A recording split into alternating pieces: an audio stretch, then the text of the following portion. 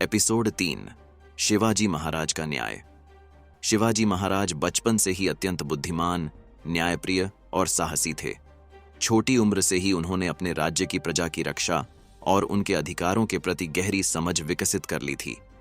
यह कहानी उस समय की है जब शिवाजी मात्र 16 वर्ष के थे, लेकिन उनकी न्यायप्रियता और कुशल नेतृत्व ने उन्हें लोगों का सच्चा रक्षक बना दिया था।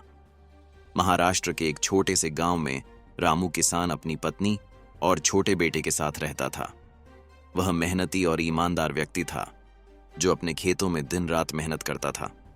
उसी गांव में एक धनी जमींदार भी रहता था जो अपनी ताकत और धन के बल पर गरीब किसानों को परेशान करता रहता था।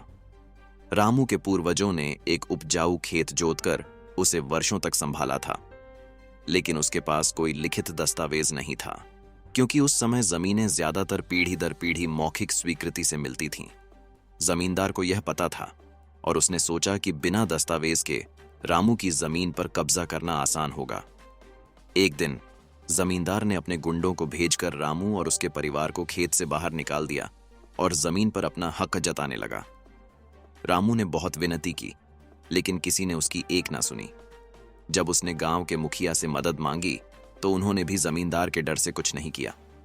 रामू के पास अब एक ही सहारा था, शिवाजी महाराज। आंखों में आंसू और मन में न्याय की आस लेकर रामू किसान पुणे के दरबार में पहुंचा, जहां 16 वर्षीय शिवाजी महाराज प्रजा की समस्याएं सुन रहे थे। जैसे ही उसकी बारी आई, वह हाथ जोड़कर बोला, महाराज, मैं वर्षों से अपनी जमीन पर खेती कर रहा था, लेकिन गांव के जमींदार ने जबरदस्ती उसे छीन लिया है। मेरे पास कोई लिखित दस्तावेज नहीं है, लेकिन मेरे पूर्वज पीढ़ियों से इस पर खेती कर रहे थे। अब मेरे पास न तो रहने की जगह है, न खाने को कुछ बचा है। कृपया मुझे न्याय दिलाइए। शिवाजी महाराज ने ध्यानपूर्वक रामू की बात सुनी।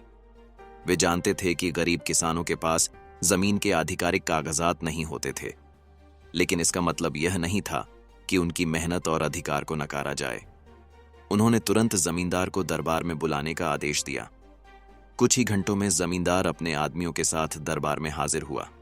शिवाजी महाराज ने सख्त स्वर में जमींदार से पूछा, क्या यह सच है कि तुमने इस किसान की जमीन छीन ली है?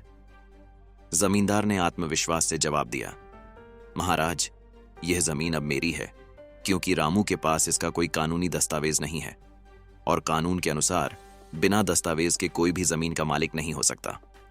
यह सुनकर शिवाजी महाराज थोड़ी देर के लिए चुप हो गए। फिर उन्होंने दरबार में उपस्थित सभी लोगों की ओर देखा और बोले, क्या कोई भी इस बात की गवाही देगा कि रामू इस जमीन पर वर्षों से खेती कर रहा था? गांव से आए कई लोग आगे आए और उन्होंने गवाही दी कि रामू और उसके पूर्वज कई वर्षों से उस जमीन पर खेती कर रहे थे। अब शिवाजी महाराज जमींदार की ओर मुड़े और बोले, किसी जमीन का असली मालिक वह होता है जो उस पर मेहनत करता है, उसे उपजाऊ बनाता है और अपनी आजीविका कमाता है। यह जमीन रामू किसान की है और उसे उसी को लौटाया जाएगा। साथ ही जो फसल जमींदार ने जबरदस्ती काटी थी, उसकी पूरी कीमत भी रामू को लौटानी होगी।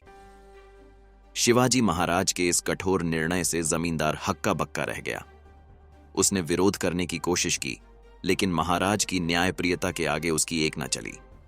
शिवाजी महाराज ने अपने सैनिकों को आदेश दिया कि वे रामू को उसकी जमीन वापस दिलाए और जमींदार को चेतावनी दें कि भविष्य में वह किसी भी गरीब किसान के साथ अन्याय न करे।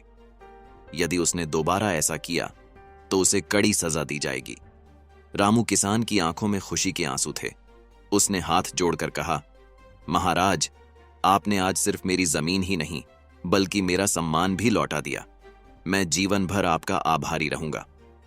दरबार में उपस्थित सभी लोगों ने जय भवानी, जय शिवाजी के नारों से महाराज की जय जयकार की।